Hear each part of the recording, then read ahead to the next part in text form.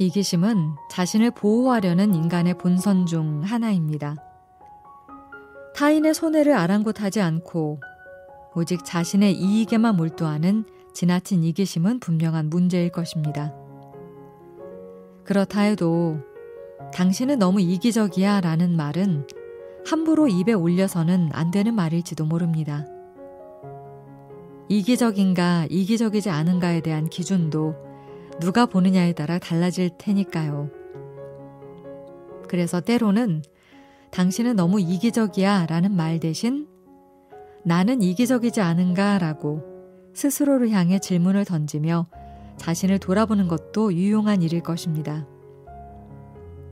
당신보다야 내가 낫지 라고 말할 수도 있겠지만 정말 그럴까요? 아닐 수도 있습니다. 밤하늘을 배경으로 품이 넓은 느티나무가 서 있습니다. 느티나무의 아름다운 풍경을 시샘하듯 세찬 바람이 다가와 느티나무를 사정없이 흔듭니다. 느티나무가 바람을 향해 따지듯 말했습니다. 바람, 너는 왜 가만히 서 있는 나를 흔드는 거지? 느티나무의 말이 끝나자마자 바람이 맞받아쳤습니다. 내가 너를 흔든다고 생각하지 마.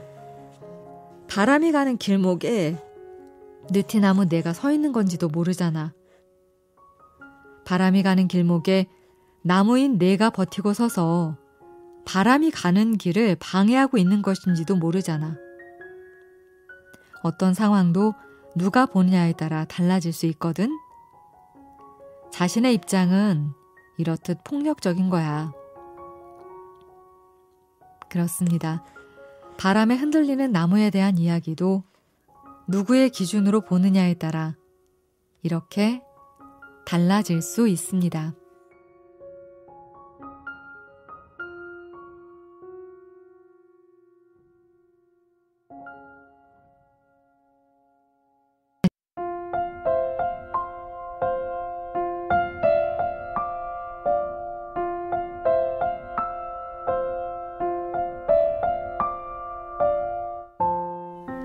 제가 사는 동네엔 수령이 800년이 넘은 은행나무가 있습니다.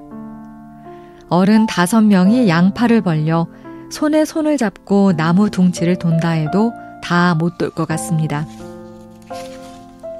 나무 근처로 가보면 그 나무가 혼자 힘으로 800년을 견딘 것이 아님을 금세 알 수 있습니다. 아주 오래전부터 사람들은 그 나무의 굵은 나뭇가지 이곳저곳에 지지대를 받쳐주었습니다. 지지대가 없었더라면 이 나무는 그토록 오랜 세월을 견뎌낼 수 없었을 것입니다. 지지대를 세워준 사람들의 은혜를 아는지 지금도 은행나무는 매년 가을이면 황금색 단풍을 선물합니다. 이 나무를 볼 때마다 저는 혼자 크는 나무 없다는 것을 절실히 깨닫습니다. 우리는 살아가면서 많은 사람의 은혜를 입습니다. 은혜를 입을 때마다 평생토록 이 은혜를 잊지 않겠다고 상대를 향해 혹은 자신을 향해 굳게 약속하기도 합니다. 하지만 어느 날 문득 내게 은혜를 베푼 사람의 연락처조차도 남아있지 않음을 알게 되었을 때 적잖은 허탈감을 느끼기도 합니다. 누군가의 은혜를 잊었다는 것은 묘하게 내 마음을 아프게 합니다. 사람의 도리를 다하지 못했다는 느낌 때문이겠죠. 은혜를 잊었다는 뜻의 배은망덕이라는 단어 또한 배신과 마찬가지로 부정적 의미를 주는 단어임에 틀림없습니다. 배은망덕은 인간의 도리가 아니기 때문입니다. 하지만 배은망덕은 우리 삶 속에 이미 깊이 들어와 있습니다. 혹시라도 내게 은혜를 베푼 사람들을 잊지 않으셨는지요?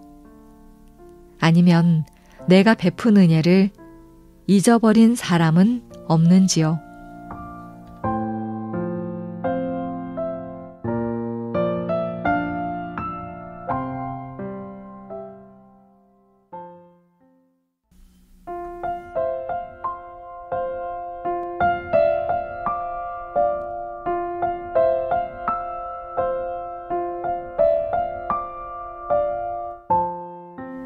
송나라에 한 농부가 있었습니다.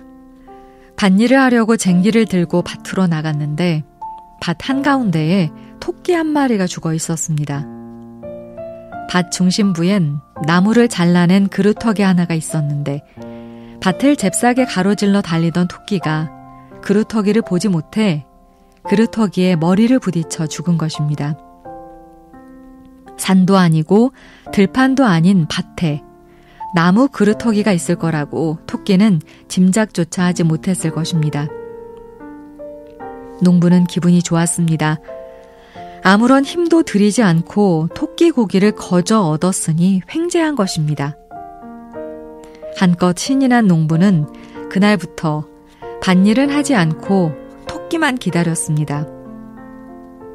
농부는 멀찌감치 숨어서 토끼가 밭으로 달려와 나무 그루터기에 부딪히기만 기다렸던 것입니다. 그 후로 농부는 몇 마리의 토끼를 얻을 수 있었을까요? 여러분도 짐작하실 수 있겠죠? 운이 억세게 나쁜 토끼 한 마리가 밭 가운데 있는 나무 그루터기에 머리를 박았을 뿐입니다. 그 후로 그 토끼만큼 운이 없는 토끼는 없었을 것입니다. 참 어리석은 농부입니다. 이 이야기가 우리에게 주는 메시지는 무엇일까요? 운이 좋아 한 번 생긴 이득을 계속 기대하고 있는 인간의 욕심을 풍자한 것이라 말할 수도 있겠습니다.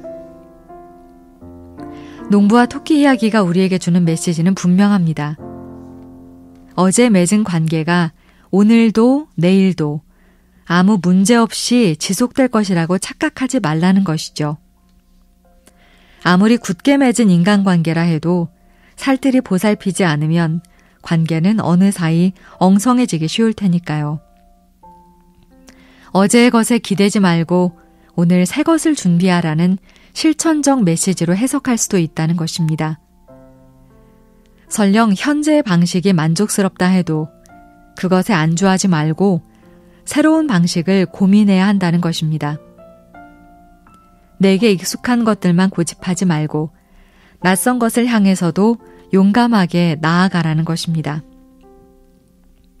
편안함을 주는 사람들과의 만남은 편안해서 좋지만 바로 그 편안함이 주는 한계도 있습니다. 나를 불편하게 하는 것들이 때로는 내 삶을 변화시킬 수 있는 동력이 될 때도 많기 때문입니다. 나를 불편하게 하는 것들은 지금의 삶이 최선인가? 라고 내게 늘 질문을 던지기 때문입니다. 가능과 불가능의 경계를 지워버릴 수도 있는 도전의 모습은 바로 이런 것이니까요.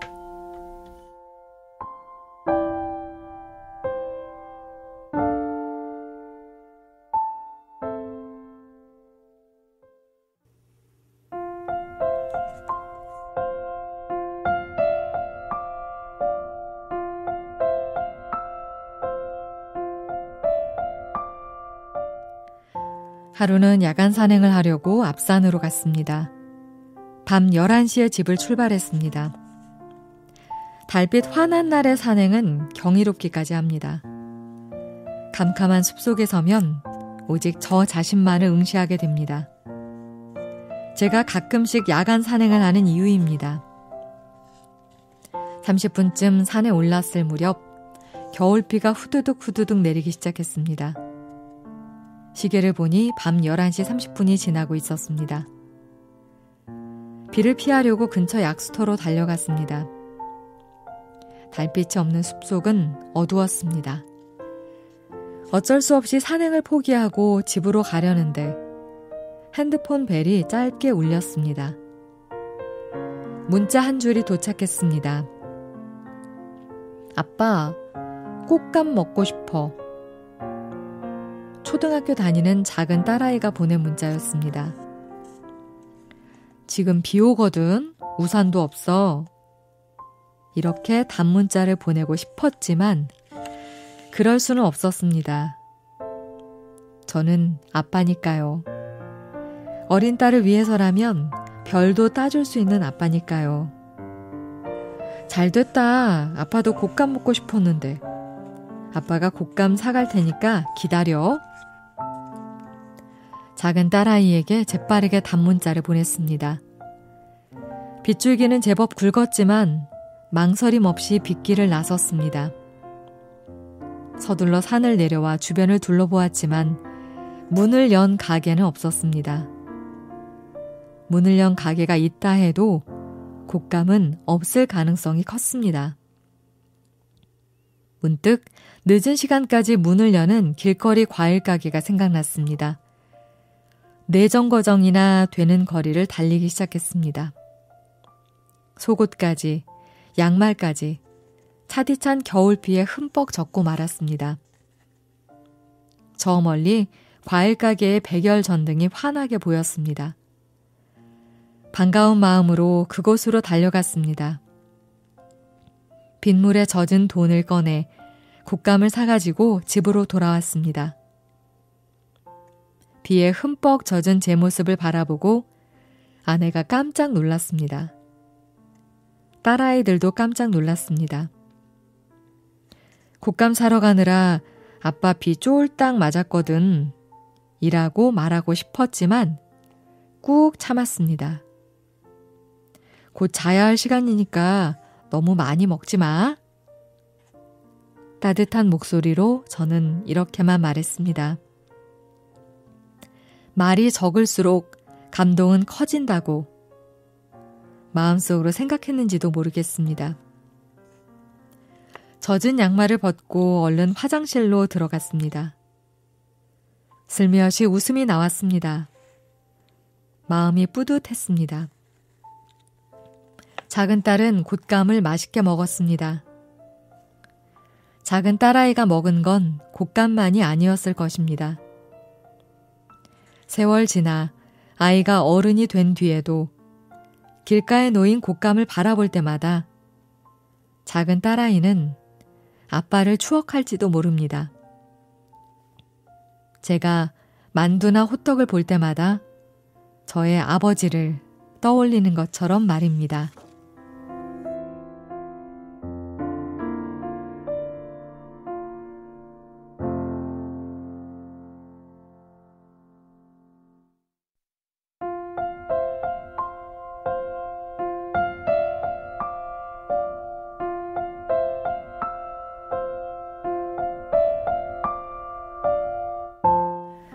안토니오 살리에리라는 음악가를 아시는지요? 모차르트가 살고 있던 시대에 궁정악장을 지낼 만큼 훌륭한 음악적 재능을 지닌 사람이었습니다. 그는 억세게 운이 없었습니다. 그가 살던 도시에 그보다 나이가 어린 모차르트라는 천재가 살고 있었습니다. 살리에리의 음악적 재능은 천재 모차르트의 그늘에 가려져 언제나 빛을 발할 수 없었습니다.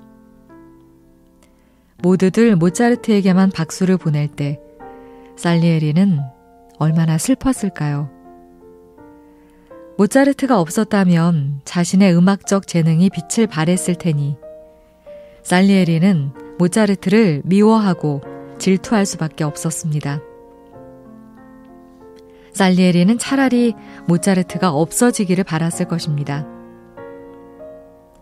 여러분이나 제가 살리에리였다면 우리는 어떤 심정이었을까요? 모차르트를 질투하는 대신 천재 모차르트를 통해 무언가를 배우고 싶어 했을까요? 아닐 수도 있습니다. 실제 살리에리보다 모차르트를 더 미워했을지도 모릅니다. 천재를 만나고 싶다면 모차르트를 만나면 되고 인간을 만나고 싶다면 모차르트 대신 살리에리를 만나는 편이 나을 것입니다. 모차르트를 질투하는 살리에리의 모습은 차라리 인간적으로 보입니다. 자신의 재능을 무색하게 만든 모차르트는 질투의 대상이 맞습니다. 니체의 표현을 빌려 말하자면 살리에리는 너무나 인간적인 사람이었습니다. 모차르트가 주인공인 영화 아마데우스에 나오는 살리에리의 고백은 의미심장합니다. 살리에리는 십자가 앞에서 무참한 표정을 지으며 이렇게 고백합니다. 하나님, 저에게 음악에 대한 열정을 주셨으면 음악에 대한 재능도 주셨어야죠. 모차르트에 대한 열등감으로 가슴 아팠던 살리에리는 십자가 앞에 서서 하나님을 원망하고 있었습니다. 다른 사람에게서 자신보다 더 나은 점을 발견하기 전까지는 자신이 어떤 진보도 이루었다고 생각하지 마라. 오래전 토마스 아켄피스의 그리스도를 본받아에서 읽은 글입니다. 누군가를 향한 질투로 제 마음이 어지러울 때마다 저는 이 말을 생각했습니다. 제가 이 말을 통해 위로받을 수 있었던 것은 왜였을까요?